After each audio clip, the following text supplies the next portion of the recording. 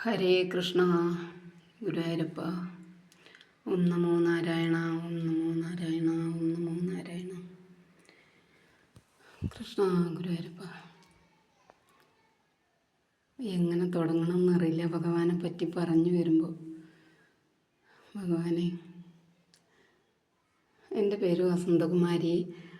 ഞാൻ കുറേ കാലമായിട്ട് ഇങ്ങനെ ഭഗവാനെ പറ്റി കുറച്ച് കാര്യങ്ങൾ, കൃഷ്ണാനുഭവങ്ങൾ പറയാനായിട്ട് എനിക്ക് ഒരുപാടുണ്ട്.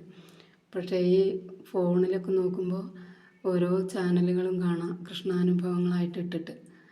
അങ്ങനെ ഓരോ ചാനലിലും ഓരോരുത്തർ കൃഷ്ണാനുഭവങ്ങൾ പറയുന്നുണ്ട്. പക്ഷേ അതൊക്കെ കാണുമ്പോഴും ഞാൻ ആലോചിക്കും, എനിക്ക് അങ്ങനത്തെ ഒരുപാട് അനുഭവങ്ങളുണ്ടല്ലോ, ഇതൊക്കെ എങ്ങനെയൊന്ന് പറയാന്ന്.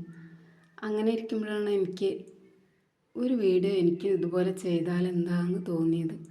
അങ്ങനെ കേട്ടോ ഞാൻ ഈ വീഡിയോ ഇടുന്നത്. വീഡിയോ ഇടുകയെന്ന് പറഞ്ഞിട്ടുണ്ടെങ്കിൽ എനിക്ക് തോന്നി മേടമാസം കഴിയുകയാണല്ലോ, എന്നാൽ ഭഗവാന്റെ ഫോട്ടോ വെച്ചിട്ട് തന്നെ ഇങ്ങോട്ട് ഇടാം. അത് വിചാരിച്ച് ഞാൻ ഭഗവാന്റെ ഒരു ഫോട്ടോ വെച്ചിട്ടാണ് ഫസ്റ്റ് സ്റ്റാർട്ട് ചെയ്തിട്ടുള്ളത്. അങ്ങനെ സ്റ്റാർട്ട് ചെയ്തു എന്നല്ല, വേറെ ഞാനൊന്നും വിചാരിച്ചല്ല, വെറുതെ ഇങ്ങനെ ഒരു ചാനൽ ഇങ്ങനെ തുടങ്ങാമെന്ന് വിചാരിച്ചു. അങ്ങനെ എന്ത് ഫോട്ടോ വെച്ചിടും അങ്ങനെ ആലോചിച്ചിരുന്നപ്പോഴാണ് ഇപ്പോൾ ഈ ഭഗവാന്റെ വിഷുക്കണിയായിട്ട് ഇടാമെന്ന് വിചാരിച്ചത്. അങ്ങനെ വിഷുക്കണിയുടെ ഫോട്ടോ ചുരുക്കി പറഞ്ഞാൽ ഞാൻ ആ ഫോട്ടോ സെലക്ട് ചെയ്തു. ഞാനൊരു കൃഷ്ണഭക്തയാണ്. കുറേ കാലമായിട്ട്, ഞാൻ ചെറിയ കുട്ടിയാകുമ്പോൾ തൊട്ടേ എനിക്ക് കൃഷ്ണൻ ഭഗവാനോട്, അതായത് ഗുരുവായൂരപ്പനോട് ഒരുപാട് എന്താ പറയുക, ചെറിയ കുട്ടിയാകുമ്പോൾ തന്നെ ഞാൻ ഭഗവാനെ സ്നേഹിക്കാൻ തുടങ്ങിയ ഒരു വ്യക്തിയാണ്. ഭക്തി മൂത്തിട്ടെന്ന് പറയാം, എന്നാൽ എങ്ങനെ പറയുകയെന്നറിയില്ല. ഞാൻ ചെറിയ കുട്ടിയാകുമ്പോൾ എനിക്ക് ഓർമ്മ വെച്ച നാൾ മുതൽ എൻ്റെ അച്ചമ്മയുടെ എൻ്റെ തറവാട്ടിൽ അച്ചമ്മ താമസിക്കുന്ന വീടുണ്ടല്ലോ, ഞങ്ങൾ വേറെ താമസിക്കുന്നത്. അപ്പോൾ അച്ചമ്മക്ക് താമസിക്കുന്ന വീട്ടിൻ്റെ മറവാതിലിൻ്റെ മുകളിലായിട്ട് ഭഗവാന്റെ ഒരു നീളത്തിലൊരു ഫോട്ടോ ഉണ്ട്. ആ ഫോട്ടോയ്ക്ക് 3 മൂർത്തികളാണ് അതിലുള്ളത്. ആരാന്ന് എനിക്ക് ശരിക്കും അറിയില്ല. പക്ഷേ അന്ന് ആ നടുവിലുള്ള ഗുരുവായൂരപ്പൻ്റെ ഫോട്ടോ ആണ് എൻ്റെ കണ്ണിൽ ഇങ്ങനെ ഉടക്കി നിൽക്കണത്. അത് ആ ഫോട്ടോ എൻ്റെ കണ്ണിൽ നിന്ന് പോകണില്ല. ഏത് സമയത്തും ആ ഭഗവാൻ ആ നടുവിലത്തെ അത് മാത്രം ഓർമ്മയുണ്ട്.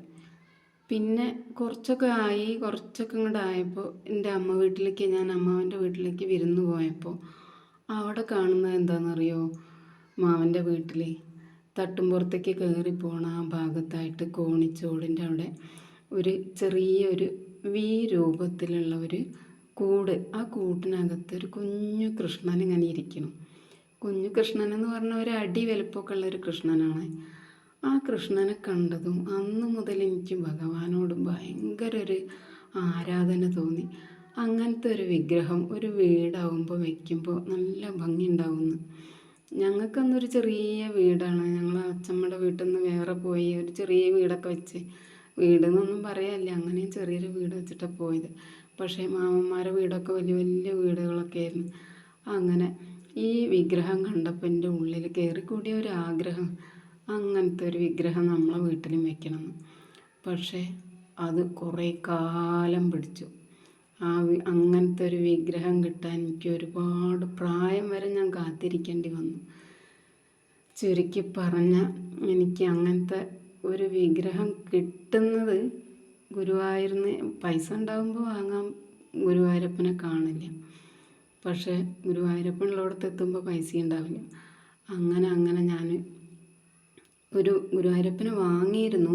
പക്ഷേ അതിൻ്റെ മുന്നേ വേറൊരു സംഭവം ഉണ്ടായിട്ടുണ്ട്. അത് ഞാൻ പിന്നൊരു വീഡിയോയിൽ പറയാം. പക്ഷേ എനിക്ക് കൃഷ്ണാനുഭവം നിങ്ങളോടും പറയണമെന്ന് വിചാരിച്ചിട്ടാണ് ഞാൻ ഈ ചാനൽ തുടങ്ങിയിട്ടുള്ളത്. അപ്പോൾ ചെറിയൊരു വീഡിയോയിൽ ഞാൻ നിർത്തുന്നു. ഇനി ഇതുപോലുള്ള കൃഷ്ണാനുഭവങ്ങൾ ഓരോന്നോരോന്നായിട്ട് നമുക്ക് പറഞ്ഞു തുടങ്ങാം. അപ്പോൾ ഇന്നത്തെ വീഡിയോ ഇത്രയേ ഉള്ളൂ. എല്ലാവരും കാണുമല്ലോ അല്ലേ?